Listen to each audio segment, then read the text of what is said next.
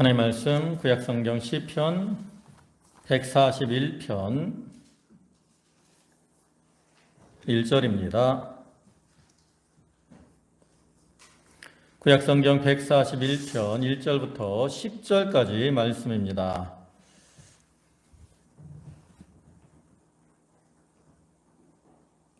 한 절씩 교독하겠습니다. 여호와여, 내가 주를 불렀사오니 속히 내게 임하소서.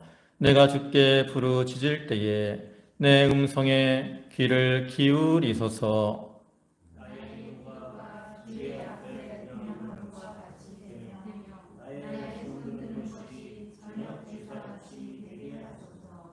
여호와여, 내 입 앞에 파수꾼을 세우시고 내 입술의 문을 지키소서.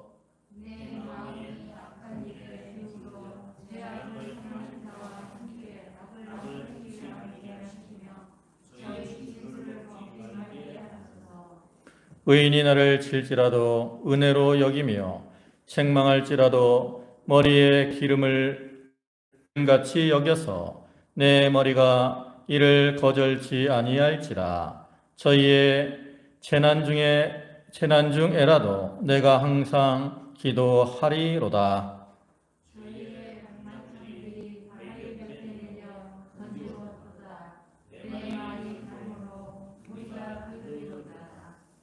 사람이 밭가라 흙을 부스러뜨림같이 우리의 해골이 음부문에 흩어졌도다.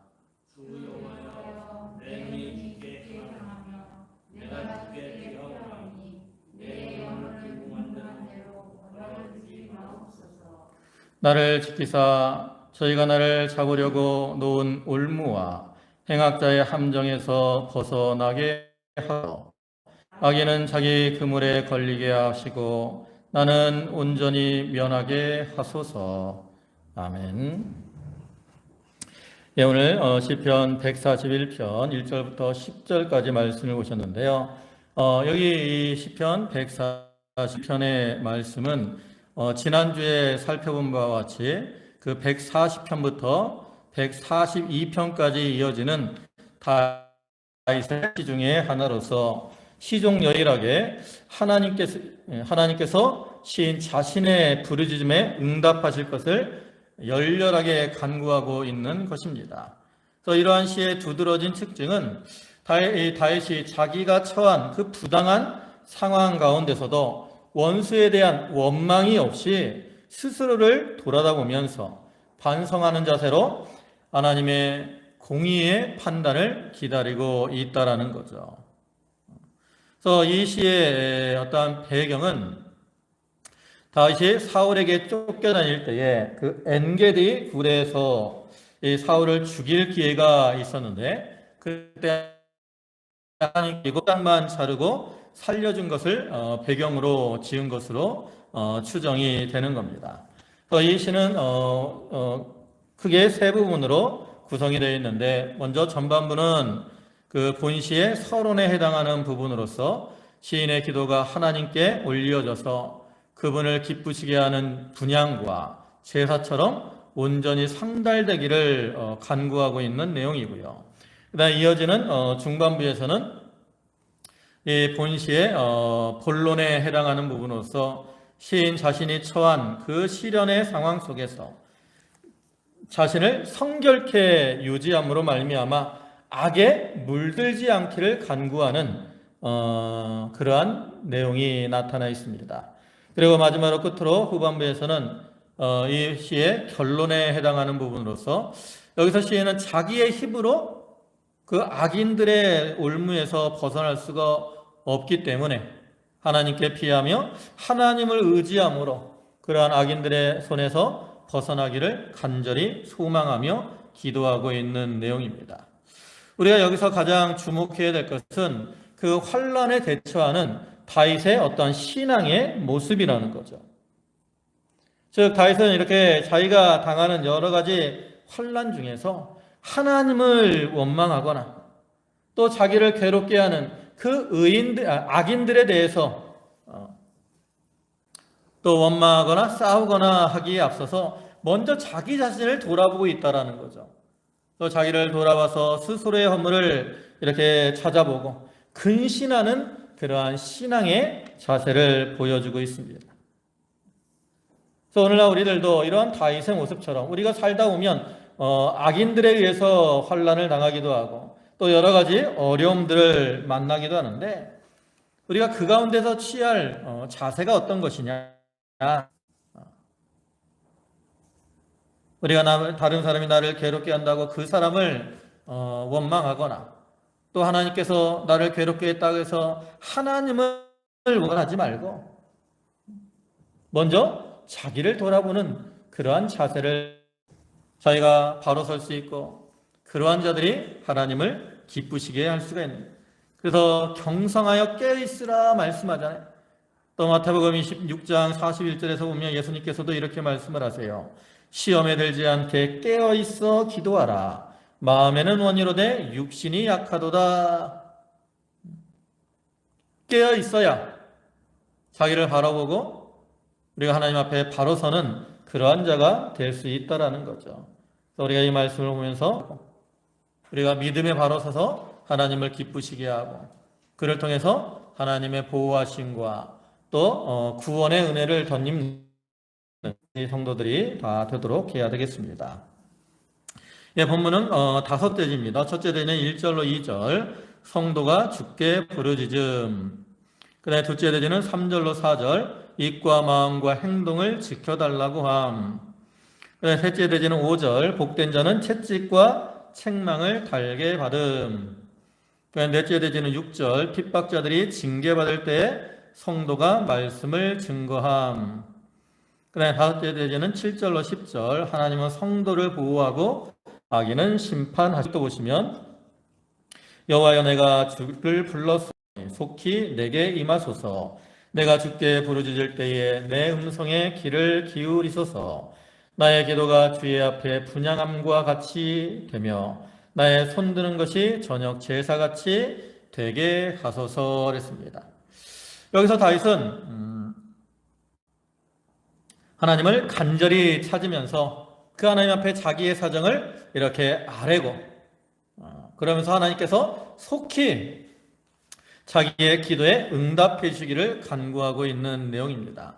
그래서 맨 앞에 오면 여호와여 제가 주를 불렀사오니 속히 내게 임하소서.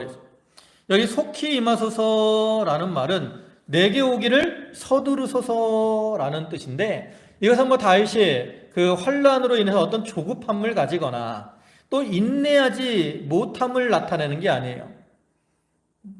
이것은 오히려 다윗이 당하고 있는 그 환난, 그 시험이 얼마나 힘들고 절박한 그러한 상황인가 이것을 이제 강조적으로 보여주는 거죠.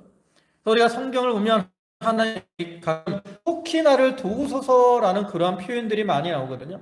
너무나 힘들기 때문에 자기가 당하는 환난이 너무나 힘들기 때문에 하나님 빨리 나를 도와주세요. 이렇게 간구를 하고 있는 거죠. 그러니까 다윗은 사울에게 쫓겨다니는 그러한 상황에서 생명의 위협을 느끼면서 그 상황이 너무나도 절박하기 때문에 하나님께서 자기의 기도를 들으시고 속히 응답하셔서 자기를 보호하시고 구원해 주시기를 소망하고 있다라는 거죠. 그러면서 나의 기도가 주의 앞에 분향함과 같이 되며 이 구약시대 제사장들은 성소에 들어가서 아침과 저녁으로 향단을 해서 그래가지고 이 향을 살랐을 때 그 향의 연기가 성소에 가득하게 되면 이제 그 향기가 하나님께 상달되는 것으로 여겼어요. 그래서 시인은 이 다윗은 거기에 이제 착안을 해서 자기의 기도가 분향할 때 그 향이 하나님께 상달되는 것처럼 자기의 기도도 하나님께 상달되기를 악망하고 있다라는 거죠. 성경을 보면 보통 이 향, 이것을 기도에 비유를 하죠. 특히 요한계시록에 보면 그러한 구절이 나오는데 요한계시록 5장 8절을 보면 책을 취해 내 생물과 24장로들이 어린 양 앞에 엎드려 각각 검은고와 향이 가득한 금대접을 가졌으니 이 향은 성도의 기도드리라. 향이 성도들의 기도라는 거죠. 또 요한계시록 8장 4절에서도 향연이 성도의 기도와 함께 천사의 손으로부터 하나님 앞으로 올라가는지라. 그래서 이러한 향이 이렇게 하나님 앞에 올라가서 하나님께서 그 향을 흠양하시는 것처럼 다윗은 자기의 기도가 이렇게 하나님께 흠양되기를 소원하고 있는데, 오늘날 우리들도 우리의 이 기도가 그 아름다운 향기와 같이 하나님 앞에 소망하며 손드는 것이 저녁 제사같이 되게 하소서. 여기 손드는 것도 앞에 말한 기도와 같은 거예요. 이거는 기도할 때의 자세를 나타내는 거죠. 특별히 손을 드는 어떤 기도는 좀 하나님 앞에 자기의 심령을 다 기울여서 간절히 부르짖는 그러한 기도를 가리키는 거예요. 근데 그것이 뭐와 같게 해달라는 거예요? 저녁 제사와 같게 해달라는 거예요. 저녁 제사. 원래 이 구약시대 제사에는 상번제가 있습니다. 상번제. 그래서 아침과 저녁에 드리는 제사예요. 그래서 매일 이 번제를 드린다. 번제를 드리면 그 향기가 이렇게 하나님께 올라가서 하나님께서 그 향기를 받으시는 것. 향기를 받으시는 것처럼 자기의 손드는 그 기도, 이것을 하나님께서 들어달라고 이렇게 간절히 부르짖고 있는 거죠. 결국 다윗은 여기서 자기의 이 부르짖음과 기도가 그 분향하는 향과 또 그 상번제로 드리는 번제의 그 제사와 같이 하나님 앞에 상달되기를 소망하면서 이렇게 힘써 부르짖고 있는데, 오늘날 우리들도 이러한 마음으로 하나님 앞에 손을 들고 간절한 마음으로 좀 기도하는 성도들이 되어야 되는 거죠.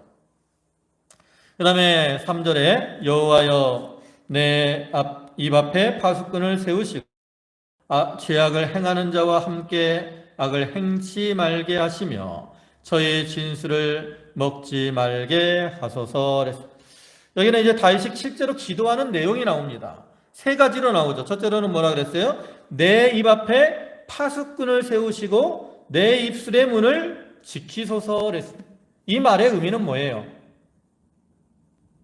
말로 죄를 범하지 않게 해달라고 하는 겁니다. 다윗은 그 대적들로 인해서 어떤 고통을 당하지만, 이렇게 고통을 당할 때 우리가 고통당하면 입에서 뭐가 나오기 쉬워요?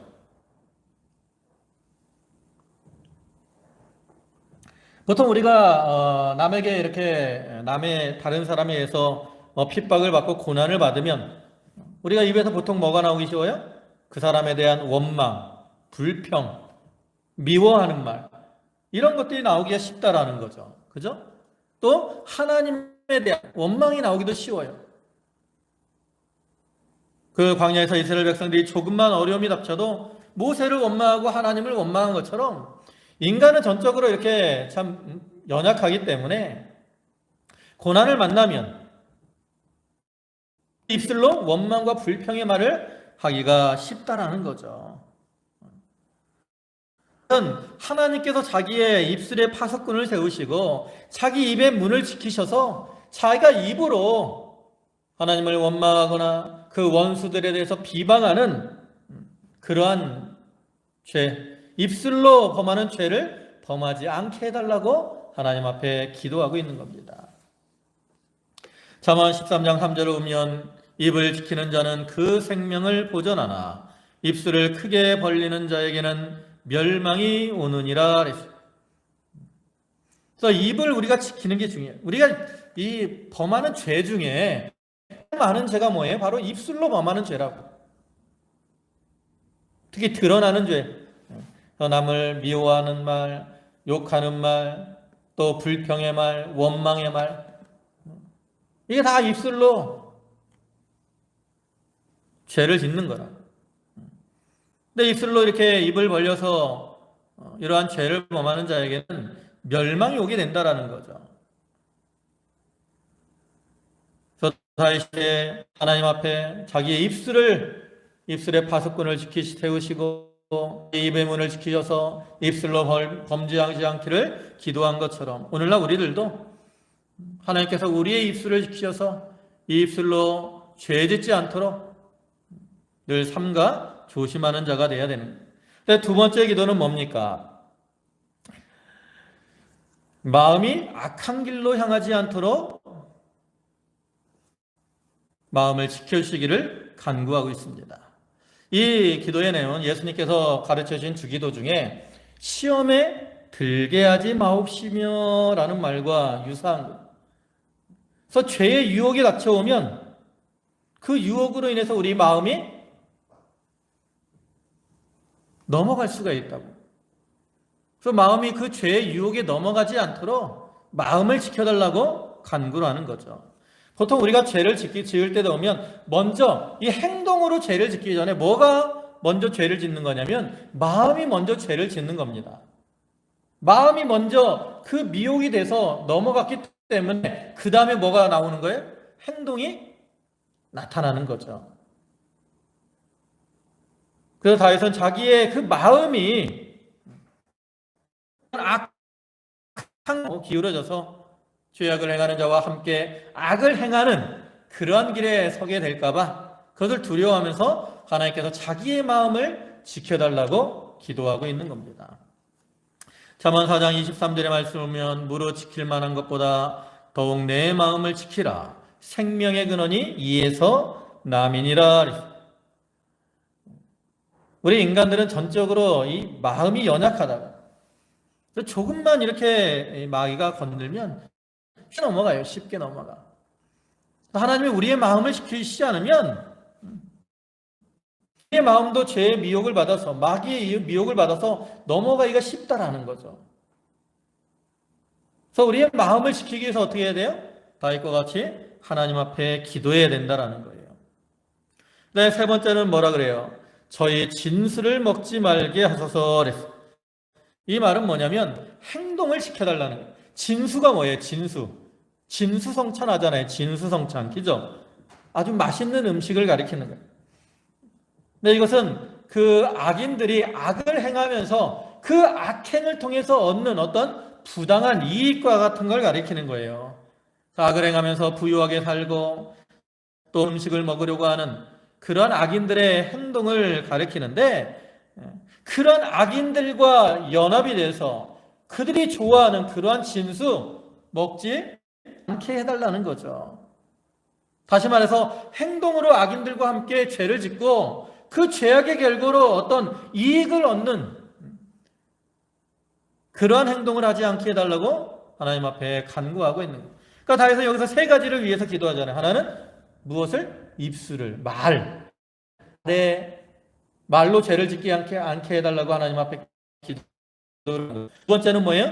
마음으로 죄를 짓지 않도록 해달라고 기도하는 것이고, 첫째로는 행동으로 죄를 짓지 않게 해달라고 하나님 앞에 간구하는 거죠. 이러한 세 가지, 우리의 말, 마음, 행동, 이게 바로 되고 깨끗한 자는 하나님 마음에 합한 자라고.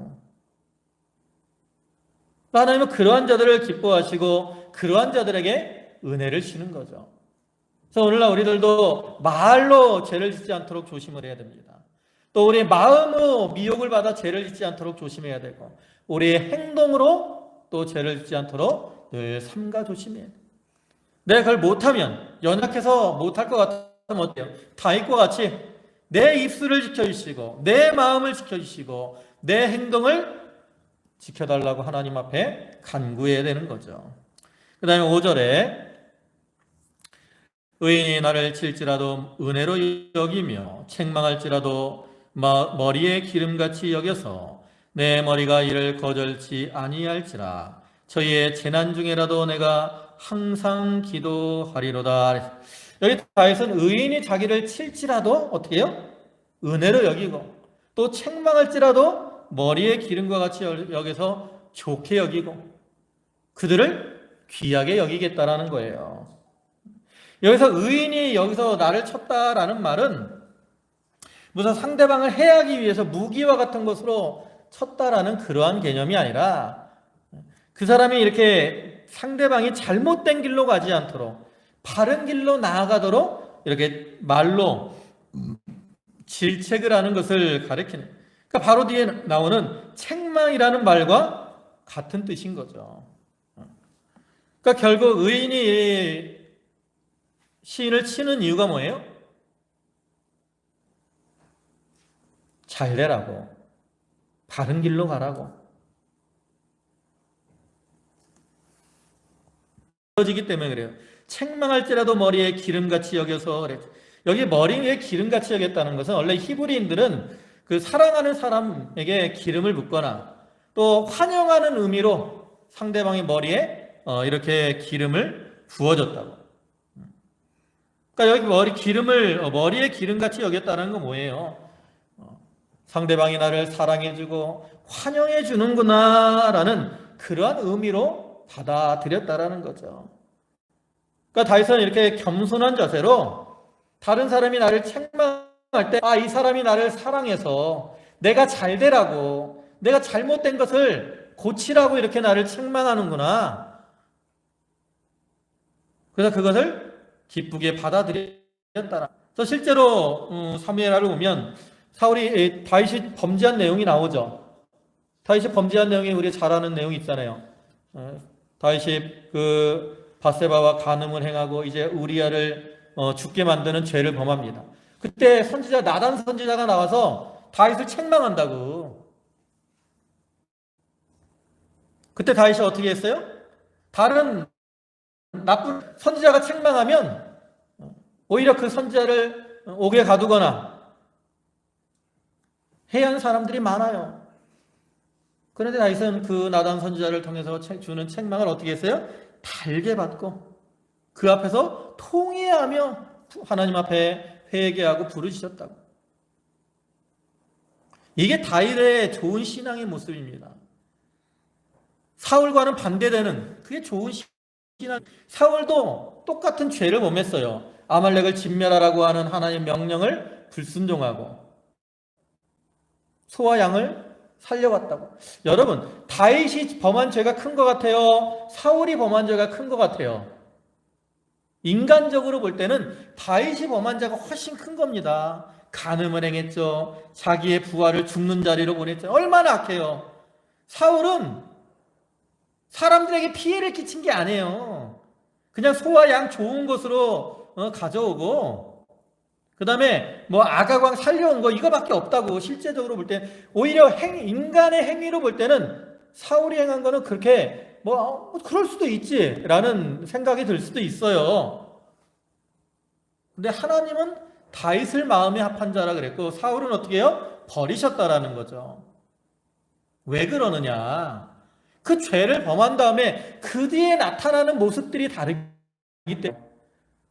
사울이 죄를 범한 다음에 이제 하나님께서 사무엘 선지자를 통해서 사울을 책망하시잖아요.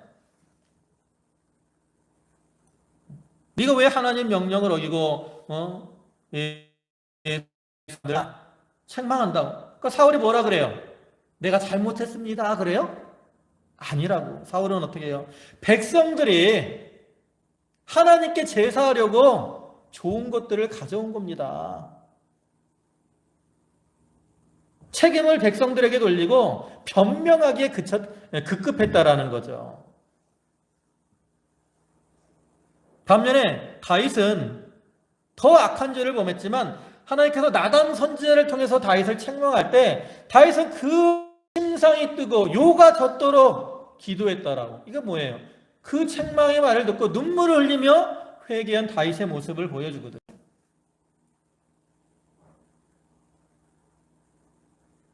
여러분, 우리 인간들은 다 비슷해요.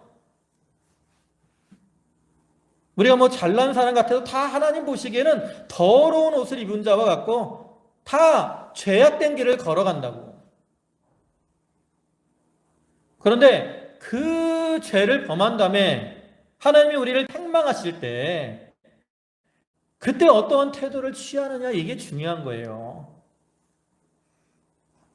하나님께서 말씀을 통해서 또 이렇게 하나님의 종을 통해서 또 다른 사람들을 통해서 이렇게 책망을 할 때 겸손하게 그 책망을 달게 받고 회개하는 자는 다윗과 같이 참 하나님 앞에 긍휼하심을 입지만 사울과 같이 회개하지 않고 변명하기에 급급한 사람은 버림을 당하게 된다라는 거죠. 여러분, 다윗의 가장 위대한 게 바로 이거예요. 자기는 비록 왕이었지만 자기의 잘못을 지적해주는 말에 대해서는 겸손하게 그 말을 받아들이고 잘못을 시인하며 즉시로 회개하는 그러한 사람이었기 때문에 하나님께서 다윗을 보고 이새의 아들 다윗을 보니 내 마음에 합하도다라고 그를 인정해 주셨다라는 거죠.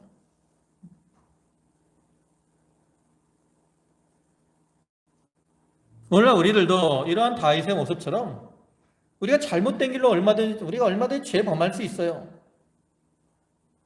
우리 죄 범하잖아요. 미워하기도 하고 불평하기도 하고. 그러나 그러한 죄를 깨달았을 때 우리가 어떠한 태도를 갖느냐, 이게 중요하다는 거죠. 우리가 그걸 기억하고,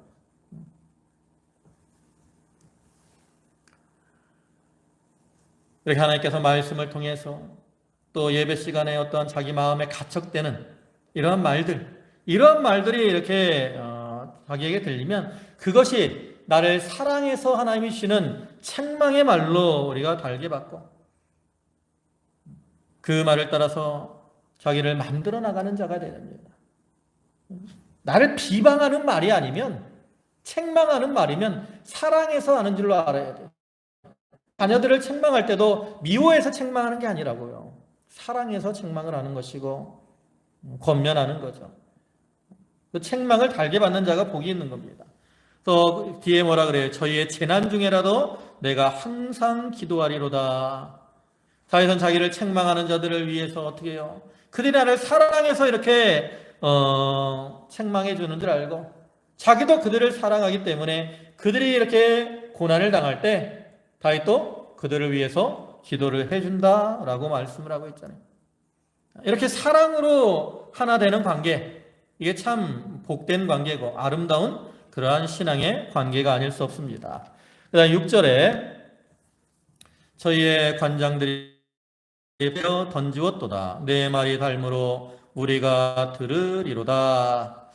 여기 6절과 이제 7절은 시인이 과거에 체험한 그 하나님의 공의의 시련을 회상하는 겁니다.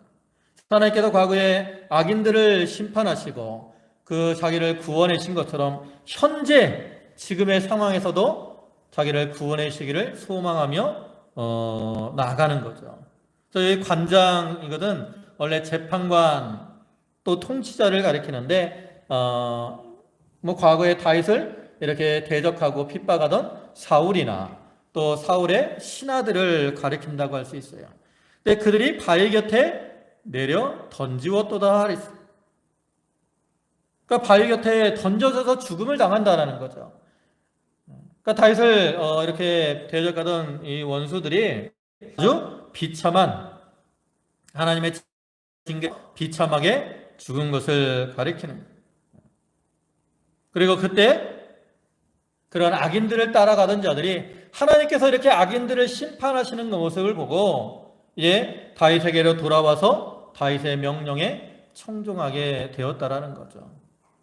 하나님이 악인들을 심판하실 때 그들을 따르던 자들이 이렇게 악한 길로 가니까 망하는구나, 그걸 깨닫고 이제 회개하고 돌아오게 된다는 거예요. 또 1절에는 사람이 밭가라 흙을 부스러뜨린 같이 우리의 해골이 음부문에 흩어졌다. 그 다윗이 악인들의 그 어떠한 핍박으로 인해서 흙이 부스러뜨려지는 것처럼 큰 고난을 당하고 그로 인해서 해골이 음부는 무덤을 가리켜 무덤에 흩어지는 것처럼 비참하게 되었다, 이렇게 해석을 할 수 있습니다. 그래서 이건 실제로 그 다윗이 그 도망 다닐 때 아히멜렉 제사장이 다윗을 도와주잖아요. 그랬다가 다윗이 그것이 이제 사울에게 알려지니까 사울이 이 노베에 있는 이 아히멜렉과 그의 자손들 남녀 유아를 또 짐승까지 다 살육을 했다고. 그래서 이것을 연상해서 이렇게 기록한 것으로 볼 수 있는데 오히려 이것은 앞의 구절과 연결을 하면 악인들이 바위 곁에 내려 던져지는 것처럼 비참하게 죽은 것처럼 여기서도 실제로 악인들이 바깥 흙을 부스러뜨린 것이 부스러지게 되고 그로 인해 그들의 해골이 이제 음부에 흩어지는 것처럼 멸망을 당하게 될 것이다 라는 그러한 의미로 보는 것이 오히려 더 합당하다고 할 수 있습니다. 그러니까 여기서 이 사람, 이것은 다윗을 가리키는 게 아니라 그 원수들이 이렇게 될 것을 나타내는 것으로 볼 수 있다라는 거죠. 그 다음에 8절에 주 여호와여 내 눈이 주께 향하며 내가 주께 피하오니 내 영혼을 빈궁한 대로 버려두지 마옵소서. 이제 앞에선 과거의 사건을 통해서 하나님의 구원의 은혜를 상기했던 다윗이 이제는 여기서 현재의 상황에서 자기가 현재 공궁에 빠져 하나님께서 이제 자기를 이 공궁에서 건져주시기를 간구하는 거예요. 특별히 다윗은 여기 오면 하나님의 구원을 간구하기 위해서 뭐라고 해요? 내 눈이 주께 향하며 내가 주께 피하오니 그랬어요. 이 말은 뭐예요? 그 환난 중에 하나님만을 앙망하고 또 하나님을 피난처로 삼고 나갔다라는 거죠. 그래서 이렇게 하나님을 앙망하면서 하나님을 피난처로 삼고 나가면서 이제 하나님께서 하나님께로 피한 나를 구원해 주십시오. 이렇게 소망을 하는 거예요.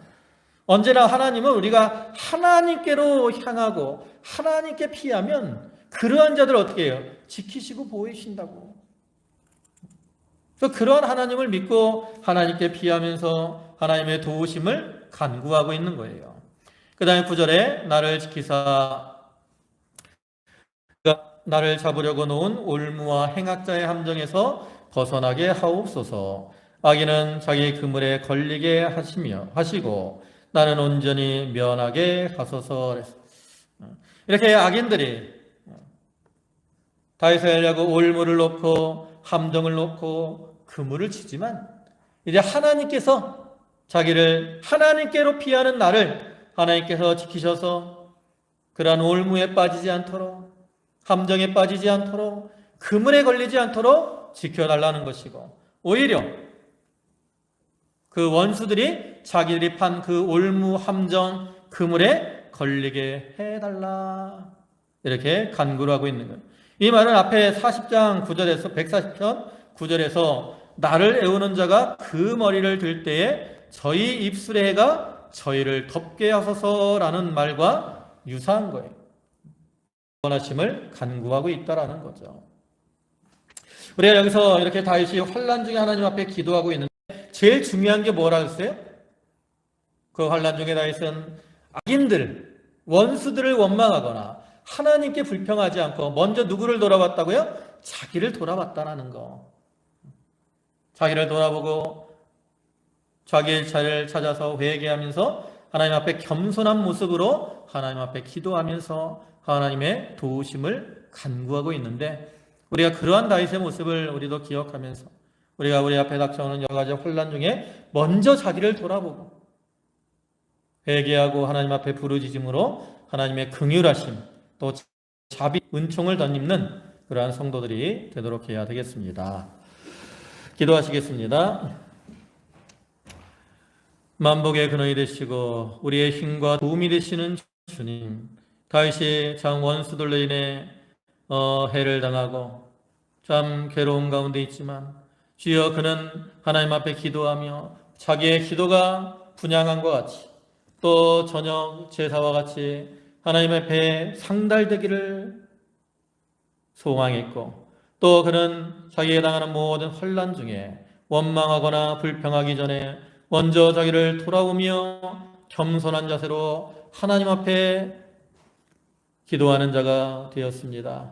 아버지 하나님 그러한 다윗의 모습과 같이 주의 저들도 참 하나님 앞에 늘 깨어 기도하며 우리의 기도가 하나님 앞에 상달되기를 소망하게 하시고 또 환난 때에 먼저 자기를 돌아오며 온유하고 겸손한 심령으로 하나님께 피하고 하나님께 부르짖는 자들 되게 하여 주시옵소서. 아버지 하나님 우리의 피난처가 되시는 하나님께서 우리를 구원해 주실 줄 믿습니다. 아버지 하나님 하나님께 피하여 하나님의 긍휼하심과 도우심으로 성도들이 되게 하여 주시옵소서. 아버지 하나님, 저희 성도들 가운데 여러 가지 육신의 질고로 고통당하는 성도들이 있습니다. 주여, 주께서 그들의 처지와 형편을 돌아보시고 긍휼히 여겨 주시옵소서. 그 연약한 육신에 안수하여 주시고 능력의 손으로 역사하셔서 치르시고 그 심령의 평안과 위로를 더하여 주시옵소서. 또 연로한 가운데 있는 성도로 아버지 하나님, 육신은 후패할지라도 그 심령은 날로 새로워져서 하나님을 향한 소망 가운데 살아가도록 도와주시옵소서. 모든 말씀 예수님의 이름으로 기도 올리옵나이다. 아멘.